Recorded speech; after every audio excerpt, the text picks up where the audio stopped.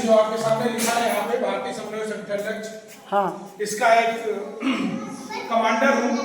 इसमें कोई नेता मंत्री उपमंत्री बनाने के बाकी ऐसा कुछ नहीं होता है। इसमें केवल एक पद दिया जाता है कमांडर। आप देख रहे होंगे हमने लखनऊ में यहाँ पे फोटो देखिए, मैं कुछ दिखाना चाहूंगा आपको। ये फोटो में हम लोगों ने विधानसभा का घेराव किया है। यहाँ पे हम लोग 14 अप्रैल को बाबा साहब जयंती जब होती है, जब वहाँ पे उनका जन्मोत्सव मनाया जाता है 14 अप्रैल को, तो वहाँ पे हम लोग अपना कैडर लगाते हैं। वहाँ पे लोग मिलते हैं हम लोगों से। यहाँ पे हम लोगों ने आंदोलन किया है। यहाँ पे ये यूथ है जो हमारे दोस्त हैं सारे, वो यहाँ पे खड़े हैं। यहाँ पे जैसे आप सभी लोग बैठे हैं, ऐसे हम लोगों को बुलाते हैं लोग, दूर दूर से लोग हमें बुलाते हैं, हमें सुनते हैं। आप पहली बार हम आपके बीच आए हैं, तो शायद आप हमें नहीं समझ पा रहे होंगे या मैं समझा नहीं पा रहा हूँ आपको। यहाँ पे देखिए जो वीर महिलाएं बैठी हैं, मंच लगा है, ये वीर है। यहाँ पे हम लोगों को सुनते हैं, धैर्य से सुनते हैं कि हमारा समाज हमसे चलेगा और हम आपसे चलेंगे। जब हम आप मिलेंगे, एक कड़ी दूसरे कड़ी से मिलेगी, तब कड़ी से कड़ी मिलकर जंजीर बनती है, और वो जंजीर मनवादी विचारधारा को जकड़ने का काम करती है। भाइयों, सीधी सी बात यह है, कुछ सालों पहले 1818 में एक युद्ध हुआ था। बहुत इतिहास की बात है, बच्चों ध्यान से सुनिएगा। बच्चे ध्यान से सुनना, इतिहास का सवाल है, इतिहास में आता है, इतिहास में बताया जाता है 1818 में महार और पेशवाओं के बीच में युद्ध हुआ था। अब मैं बताता हूं कि क्यों हुआ था, कैसे हुआ था और उसका क्या कारण है जो दलित समाज को दारू की भट्टी में झोंक दिया गया। 1818 में एक युद्ध हुआ था पंडित पेशवाओं और महारों के बीच में।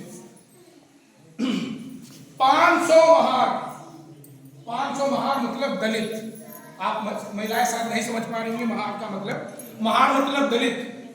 500 दलितों ने 26,000 पेशवाओं को मार दिया।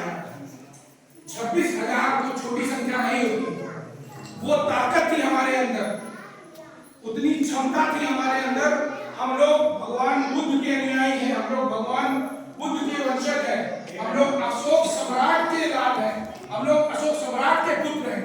वो रगों में हमारे को खून दौड़ रहा है, जो आपको किसी ने शायद नहीं बताया कि अगर वो आप एक बार अपनी पे अड़ जाए तो सरकार प्रशासन भी आपके आगे नतमस्तक होगा। लेकिन बात इतनी सी है,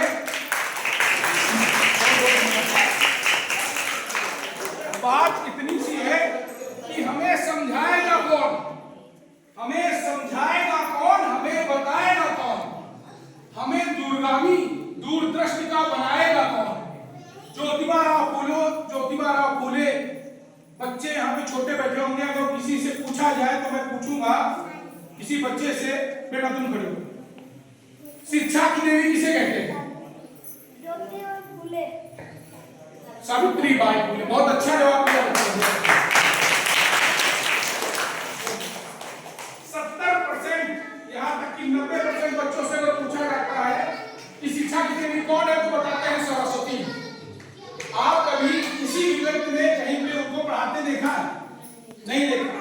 कहीं पे भी उनका कुछ लिखा, कोई ग्रंथ देखा है, कुछ किताब देखी है? नहीं देखी। दलित समाज की जो शिक्षिका थी, बच्चे, दलित समाज की जो शिक्षिका थी सावित्रीबाई फूले, में उनके बारे में दो शब्द कहूंगा, दो बातें बताऊंगा, उनसे उनकी कहानी से रिलेटेड दो बातें बताऊंगा आपको। मेरे हिसाब से मेरी जो बातें हैं वो समझ में आएगी और थोड़ा दुख भी होगा। आप जैसी महिला थी, दलित महिला थी महाराष्ट्र के अंदर। जब ज्योतिबा राव फूले ने उनको शिक्षा के लिए प्रेरित किया, तो पहली पाठशाला, महिला प्रथम पाठशाला माता सावित्रीबाई ने खोली थी। और जब वो पढ़ाने जाती थी विद्यालय, सबको पता होगा, बहुत लोगों को शायद पता भी होगी बात, जब वो पढ़ाने जाती थी तो स्कूल साथ एक या 1.5-2 किलोमीटर दूर था, जैसे आपका मंच किया गया है जी। तो वो एक साड़ी थैले में रखी जाती थी, एक साड़ी पहन के जाती थी।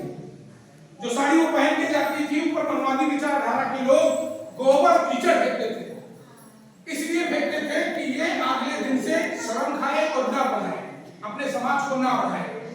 लेकिन वो महिला, हमारी माता सावित्रीबाई फूले, वहां पर जाके साड़ी बदलती थी, नई साड़ी पहन के बच्चों को पढ़ाती थी। और जब विद्यालय समाप्त होता था तो दोबारा से वही नई साड़ी पहनती थी, क्योंकि उनको पता था कि जब मैं दोबारा से वहां पर निकलूंगी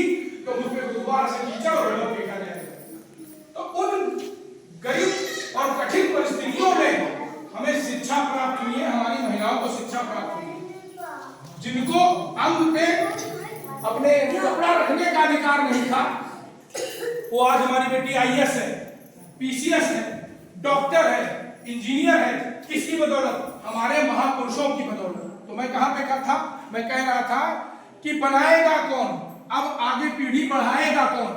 हम लोगों की बात रही, हम